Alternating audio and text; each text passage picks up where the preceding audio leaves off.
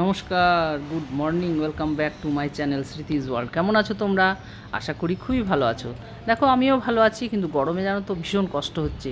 পুরো শরীরের ঘাম চলে গেলে না, শরীরে এনার্জি একদম পাই না। তাই সকালটা কত ভালো লাগছে না, কে বলবে 5:30টার সকাল। আর ওই যে সবুজ একটা বাড়ি ছিল দেখেছো, সেই বাড়িটা ভেঙে দিয়েছে। দেখো সকালে হাওয়া কিন্তু দিচ্ছে, গায়ের মধ্যে একটুও হাওয়া লাগছে না। তাই আমি সকাল সকাল আজকে খুব তাড়াতাড়ি উঠেছি। কেন জানো? আজ প্রিয়ঙ্কা নাকি বলেছে যে আসবে 7টার সময় কাজে। ওরে বাবা রে! তাই আমি তাড়াহুড়ো করে কাজ স্টার্ট করে দিয়েছি। দেখো আমার বিছানা ঝাড়া হয়ে গেল। এই বিছানাটাও দেখেছো একটু অন্য রকমের। কেন কি সবসময় দেখেছো আমি লাইট কালারের বেডশিট পাতি, আজ একটু ডিপ হয়ে গেল।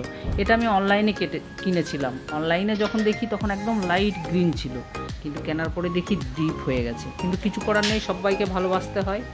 তাই আমি ভালোবেসে পেতে ফেললাম, দুদিন পাতার পর আবার তুলে ফেলবো। আর যে বেডশিটগুলি চেঞ্জ করলাম দুই ঘরেরই, সেই বেডশিটগুলি দেখো আমি ওয়াশিং মেশিনে দিয়ে দিয়েছি। ওয়াশিং মেশিন ওর মতো কাজ করে যাক, আমাকেও আমার মতো কাজ করে যেতে হবে। তাই আমি ডিটারজেন্ট দেওয়ার পরে মেশিনকে স্টার্ট করে দিয়েছি। আর স্টার্ট করার পরে আমি এসে গেছি ব্রাশ নিয়ে। এই যে ব্রাশের মধ্যে পেস্ট লাগিয়ে নেবো। দেখো এই পেস্টটা হচ্ছে তোমার ক্লোজ আপ, বুঝতে পেরেছো? এই ক্লোজ আপ পেস্ট কিন্তু আমাদের বাড়ি কেউ ইউজ করে না, আমি ছাড়া। কি করব, আমার তো ভীষণই ভালো লাগে। কারণ এই ক্লোজ আপ পেস্ট দিয়ে যদি আমি ব্রাশ করে নিই, দাঁতগুলো ভালো করে ধুয়ে নিই, আমার কিন্তু সারা দিন আর কোনো চাহিদা থাকে না যে দাঁতের মধ্যে কিছু আছে বা আরেকবার ব্রাশ করি। এদিকে দেখো ওয়াশিং মেশিন ওর কাজ করছে, তাই তো। আমার ব্রাশও কমপ্লিট, এদিকে ওয়াশিং মেশিন চলুক, ততক্ষণ আমি রান্নাঘরে এসে গেছি। এই যে আলমন্ড ভিজিয়ে রাখে আমার হাজব্যান্ড, তাই সকাল সকাল খেতে হবে। বাবা রে, আমার তো সকালবেলা ব্রাশ করার পরেই মনে হয় কতক্ষণ একটু চা খাবো, কিন্তু না, আলমন্ড খাও, 2 গ্লাস জল খাও, তারপর চা খাবে। তো যাই হোক, যথারীতি আমি করেছি সেটাই। করার পরে এই যে চা নিয়ে চলে এসেছি। তোমরা জানো আমি মধু দিয়ে চা খাই। এদিকে চাটা ফুটছে, ফুটুক আদা দিয়ে। ততক্ষণে আমি ডাল বসিয়ে দিলাম কুকারে। কেন কি প্রিয়ঙ্কা তো 7টায় আসবে জানো, আর ও আসার আগে আমি তাহলে কুকারটা নামিয়ে দিতে পারবো। ও তাহলে পরিষ্কার করে মেজে ধুয়ে রেখে যেতে পারবে। এদিকে আমার চা হয়ে গেছে, চলো আমি চা খাই। চা খাওয়া হলো। এদিকে প্রিয়ঙ্কা এসে গেছে। দেখো প্রিয়ঙ্কা কিন্তু যথারীতি কাজ ওর মতো করেই যাচ্ছে। বাসন ধোয়া হলো, এখন এবার ঘর মুছবে, ঝাঁট দেবে, এইসব ওর কাজ নিয়ে থাকে। ও যেদিন আসে সেদিন মনটা খুশ থাকে যে এসে বাবা আমার ঘরটা পরিষ্কার করে দিয়ে যাবে।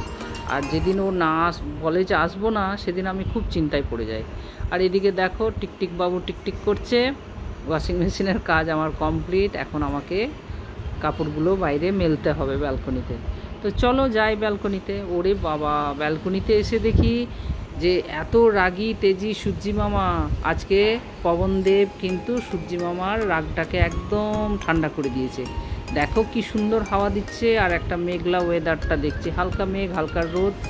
ভালো ওয়েদার, বাইরের জন্য খুব ভালো, কিন্তু আমাদের ঘরের ভেতরে তো প্রচুর গরম, টনচিট করে ঘরের ভেতরটায়। কিন্তু হাওয়াটা দেখো গায়ের মধ্যে লাগছে না। এদিকে দেখো ঘড়ির কাঁটায় হয়ে গেছে 8টা 10। আমার হাজব্যান্ড বলছে বাজারে যাব, তাড়াতাড়ি চা বিস্কিট দাও। তো দেখো আমি চা বসিয়ে দিয়েছি, চা ফুটছে, দুধ দিয়ে দিলাম। এরপর আমি দেবো হালকা একটু মৌরি। জানো তো আমি মৌরি দিয়ে দুধ চা খাই। এই দেখো এটা মৌরি দিলাম। দুধ চাটা খাই মৌরি দেওয়া। আমি পাঞ্জাবিদের কাছ থেকে শুনেছি নাকি মৌরি দিয়ে সপ বলতো ওরা, সপ দিয়ে যদি চা খাও তাহলে গ্যাস হবে না।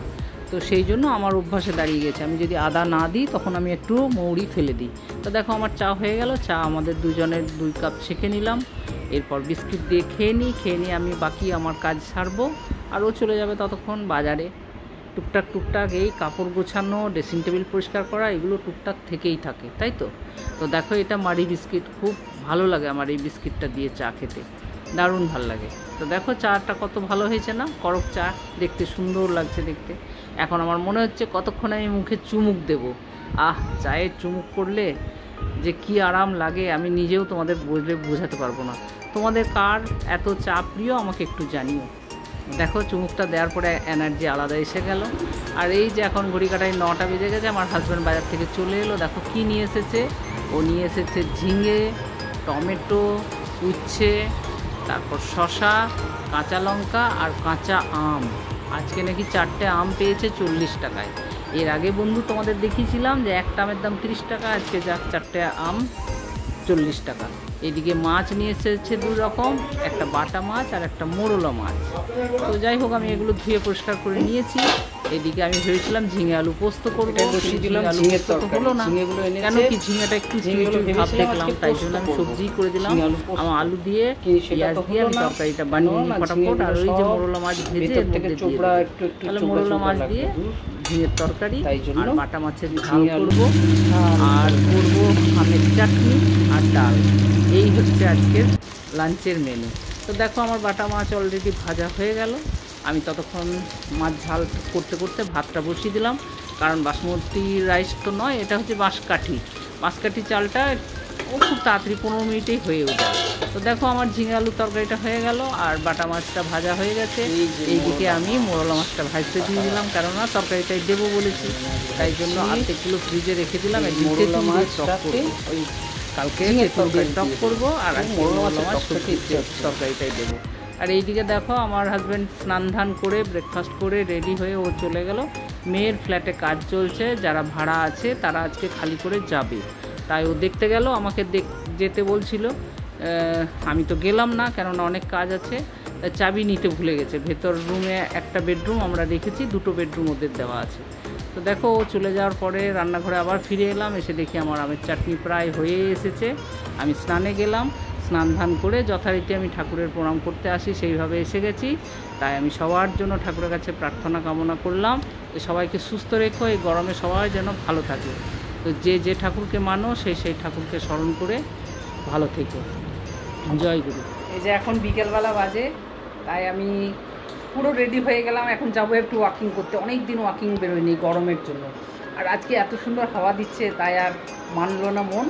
আমি এখন বিকেলবেলা চা খেয়ে বেরিয়ে যাব, তাই তোমাদের কাছে জানালাম যে দেখো আমি দুপুরে লাঞ্চ করে একটু রেস্ট করেছি, তারপর এখন চা খেয়ে রেডি হয়ে এখন আমি বেরোচ্ছি, ওয়াকিংয়ে যাচ্ছি। তো তোমরা সাথে থেকো। দেখো আমি বেরিয়ে গেছি, যেতে যেতে এই বিল্ডিংটা দেখতে খুব ভালো লাগলো, তাই তোমাদের কাছে একটু শেয়ার করলাম। এটাও সেক্টর 5-এরই। আমি যাব সেই যে লেকটা, যেটা তোমাদের সব ব্লকে দেখতে পাও, সেই লেকের ধারে আমি ওয়াকিং করতে যাচ্ছি। দেখো কত সুন্দর আজ হাওয়া দিচ্ছে। এটা কিন্তু সাইড রোড, ওই জন্য ট্রাফিকটা নেই।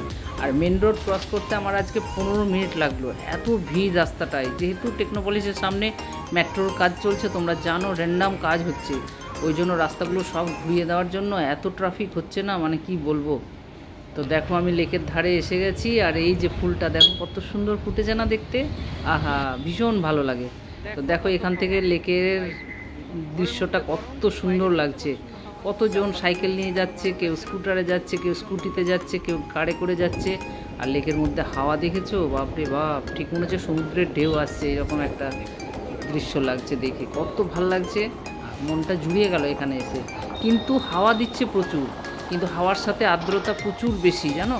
আমার মুখের সামনের দিকে হাওয়াটা লাগছে, এখানের ঘামটা শুকিয়ে গেল, কিন্তু পিঠটা ঘামছি, এরকম একটা ওয়েদার। কী যে বলি, এত হাওয়াতে ব্যাঙ্গালোরে থাকলে ঠান্ডা লাগে, গায়ে শল নিয়ে বেরোতে হয়। আর এখানে হাওয়া ঠিক ওই রকমই, কিন্তু আর্দ্রতা প্রচুর এখানে, যেটা কি হয়তো আমাদের বীরভূম সাইডে বা বর্ধমান সাইডে এই আর্দ্রতাটা নেই, কিন্তু কলকাতার মধ্যে আর্দ্রতা প্রচুর আছে, যার জন্য ঘামটা বেশি হয়। কত ভাল লাগছে না লেকের সাইডের ফ্ল্যাটগুলি দেখতে। দেখো আমি অনেকটাই ওয়াকিং করলাম, এবার বাড়ি যাব আস্তে আস্তে। তাই দেখো সন্ধে হয়ে গেছে, চারিদিকে লাইট পড়ে গেছে, তাই চলো আমার সাথে এবার বাড়িতে নিয়ে যাই। দেখো আমি চলে এসেছি টেকনোপলিসের সামনে। এই রোডটা ক্রস করতে অনেকক্ষণ সময় লেগে যাচ্ছে। দেখো আমি আমার দিকটায় এসে গেছি, এখান থেকে আমি ভিডিওটা নিলাম। দেখো মেট্রোর কাজ চলছে র্যান্ডাম, আমি যথারীতি নিচে এসে গেছি। দেখো আমি ঠিক ফ্ল্যাটের নিচে এসে গেছি। এখন দেখছি যে তৃণমূলের র্যালি যাচ্ছে ভোটের জন্য। সুজিত বসু গাড়িতে বসে উনি বলতে বলতে যাচ্ছেন। ভালো থাকবেন।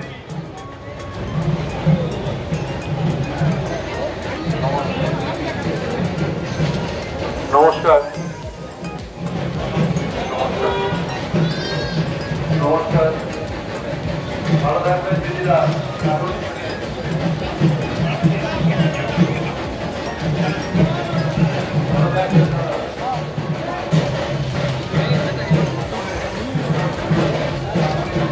রেলি বেরোলে কিন্তু খুব ভালো লাগে, মনে আনন্দ লাগে। আমি কিন্তু কোনো পার্টি করি না, কিন্তু তবুও বলবো মা মাটি মানুষ জিন্দাবাদ, মমতা দিদি জিন্দাবাদ, সবাই মমতা দিদির পাশে থেকো। দেখো আমি ঘরে এসে যথারীতি সন্ধ্যের সময় যেমন প্রণাম করি, আমি ঠাকুরের কাছে আবার প্রণাম করতে এসেছি। আমার হাজব্যান্ড সন্ধ্যে দিয়েছে, প্রদীপ জ্বালিয়েছে, তাই আমিও ঠাকুরের চরণে প্রণাম জানালাম। সবাইকে ভালো রেখো। দেখো আমি ওয়াকিং করে এসেছি, এত হাওয়ার মধ্যেও কত ঘাম। এসে ঠাকুর প্রণাম করলাম, করে আজকের মতো এখানে ব্লগটি শেষ করছি। তোমরা সবাই ভালো থেকো, আনন্দে থেকো। আর আমি অনেকদিন পর এই গরমের জন্য ইচ্ছা করছিল না ব্লগ বানাতে, তাই আমি অনেকদিন পর আমি ব্লগটা করলাম। আমাকে নিরাশা করো না, সবাই কিন্তু লাইক কমেন্টস করো আর আমাকে এইভাবে ভালোবাসা দিতে থাকো।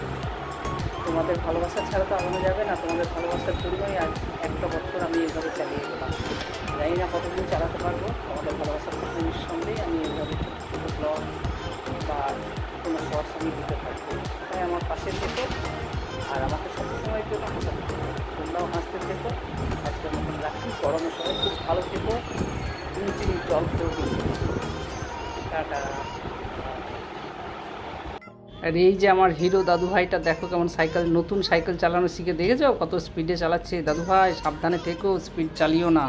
দাদু ভাই তোমাদের ভীষণ মিস করছি, কখন আসবে আবার আমার ঘরে সেটাই চিন্তা করছি। তাই সবাইকে লাভ ইউ, সবাই ভালো থেকো। আমার হিরোইন দিদি ভাই, মিস ইউ, লাভ ইউ, খুব ভালো থেকো। রাখলাম, টাটা, বাই বাই।